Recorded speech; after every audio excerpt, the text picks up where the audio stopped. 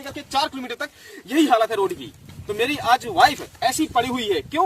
क्योंकि कोई वाहन नहीं है उसको ले जाने के लिए। उसको 2-3 दिन ऐसी वेट करवाया कि भाई वेट करो।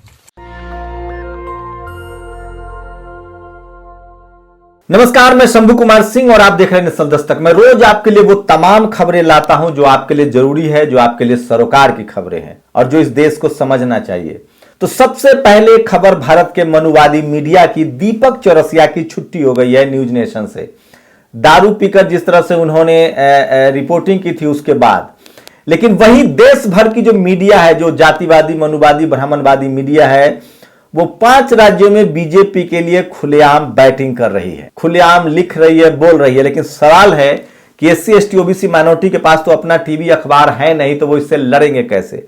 लेकिन कुछ लोग हैं जो जान पर खेलकर, अपनी जान हथेली पर रखकर सरकार से भी सवाल पूछ रहे हैं, सामाजिक कुरीतियों को भी चुनौती दे रहे हैं और संविधान के पक्ष में भी काम कर रहे हैं। तो वो तमाम बड़ी खबरें मैं आपके लिए लाया हूं जो सोशल मीडिया पर बहुत जरूरी है और जो आज वायरल हो रहा है। ये जो दूसरे विंडो में तस्वीरें देख रहे हैं यूपी की है। सोचिए किस तरह से आचार संहिता लगाने के बाद पूरे यूपी को बैनर पोस्टर से पाट दिया गया था, अब जाके उसको तोड़ा जा रहा है। दूसरा वीडियो देखिए, ये मुजफ्फरपुर का है, जहां कारी शोएब आरजेडी के नेता एक मुस्लिम युवक की सरेआम हत्या कर दी जाती है, मोहम्मद यासीर की, और कोई भी सूद लेने वाला नहीं है। तो ये सोशल मीडिया पर सबसे बड़ी खबर है जो मैं आपको बता रहा हूं। और ये देखिए, IIM कुछ ऐसी जरूरी खत जिनके जवाब भारत के प्रधानमंत्री कभी नहीं देंगे। पीएम को लिखा खत, हेट स्पीच पर आपकी खामोशी नफरत की आवाज बढ़ाती है। सोचिए कैसे मुसलमान युवकों को मारा जा रहा। अभी जो बुल्लीबाई ऐप, सुल्ली ऐप, क्या क्या ऐप निकला था, ये सारे के सारे सवर्ण थे जो इस तरह के काम कर रहे थे। लेकिन आपको बताऊंगा कि जो सत्ता में बैठे लोग हैं उनका बेटा कैसे विदेश में पढ़ रहा है और जो यहां के सवर्ण है उनका बेटा कैसे क्राइम कर रहा है।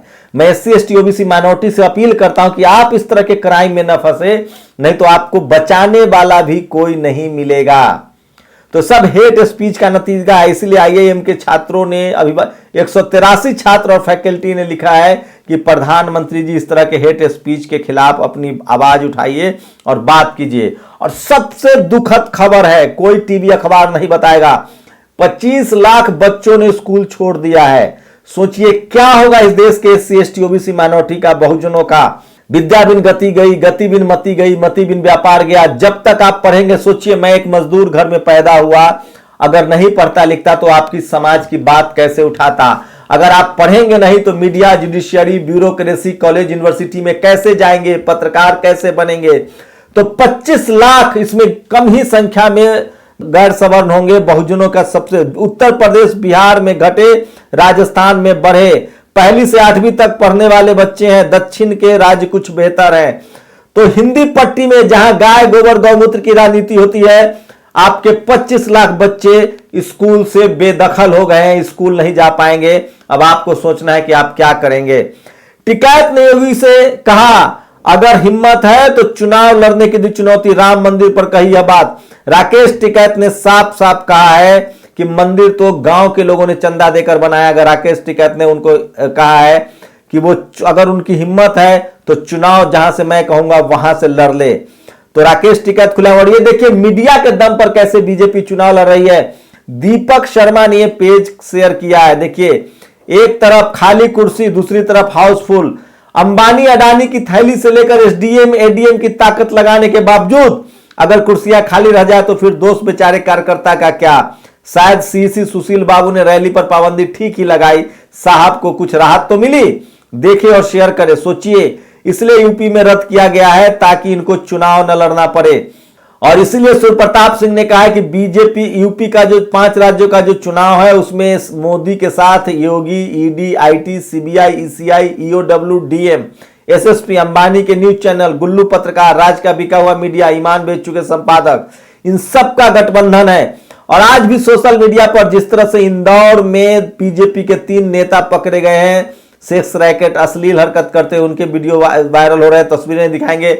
लेकिन सबसे मारक है जो आपने ये देखिए, मध्य प्रदेश का ये वीडियो है। एक सेना का जवान की पत्नी प्रेग्नेंट है, उनको अस्पताल ले जाना है लेकिन सड़क नहीं। ये है डबल इंजन की सरकार। ये वीडियो सोशल मीडिया पर बहुत वायरल हो रहा है, आपने मोन्टाज में भी सुना होगा।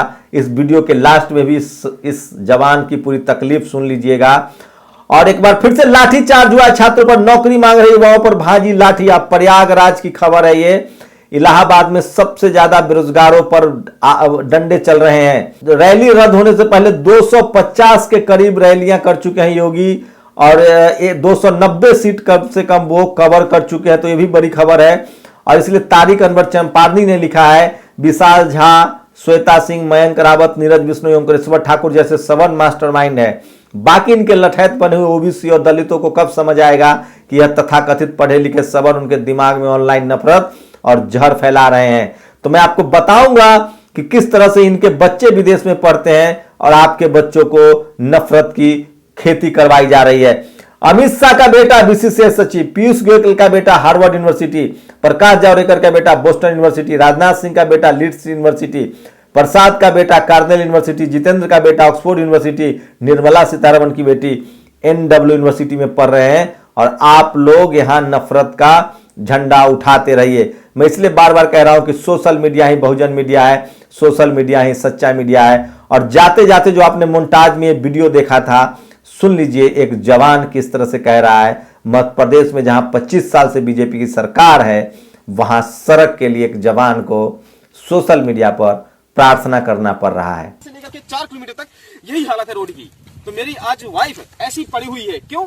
क्योंकि कोई वाहन नहीं है उसको ले जाने के लिए। उसको 2-3 दिन ऐसी वेट करवाया कि भाई वेट करो वेट करो। ये है डबल इंजन की सरकार। क्या इस वीडियो को इस देश का चैनल दिखाएगा, सरकार से सवाल पूछेगा? मुझे लगता है नहीं। मोदी जी वही काम करते हैं जो बिना खर्चा के हो। नाम बदलवा लीजिए, दिवस सोचिए किस तरह से कल वीर बाल दिवस घोषित कर दिया गया है। क्या इससे किसानों के जीवन में कोई फर्क पड़ जाएगा? कौन सम्मान नहीं करता है? शहीद जो 4 शहजादे की जो शहादत हुई है उसका सम्मान कौन नहीं करता है? लेकिन क्या इससे सिखों को जीवन बदल जाएगा? गुरु गोविंद सिंह साहब ने जो 13 लड़ाइयां लड़ी हैं उसमें सिर्फ एक मुगलों से है, बाकी वो उन अतताइयों से लड़ रहे थे जो धर्म के नाम पर अत्याचार कर रहे थे। गुरु नानक साहब किसके खिलाफ लड़ रहे थे? जो धर्म के नाम पर पाखंड फैला रहे थे। तो एक शानदार वीडियो है जो गुरदीप सप्पल साहब का और ओम प्रकाश राजभर का, वो दोनों वीडियो क्लैप करके मैं नेशनल दस्तक के फेसबुक पेज पर डाल रहा हूं, उसको जरूर देखिएगा। तो ये आज की बड़ी खबरें थी जो सबसे ज्यादा सोशल मीडिया पर वायरल है, इसको जरूर देखिए। शुक्रिया। नेशनल दस्तक की आपसे गुजारिश है कि अगर इसको बचाना चाहते हैं तो नेशनल दस्तक को सब्सक्राइब करने के लिए रेड कलर के सब्सक्राइब बटन को दबाएं, फिर बेल आइकन की घंटी दबाएं। नेशनल दस्तक को बचाने के लिए बहुत जरूरी है कि हर खबर को शेयर करें, लाइक करें, कमेंट जरूर करें।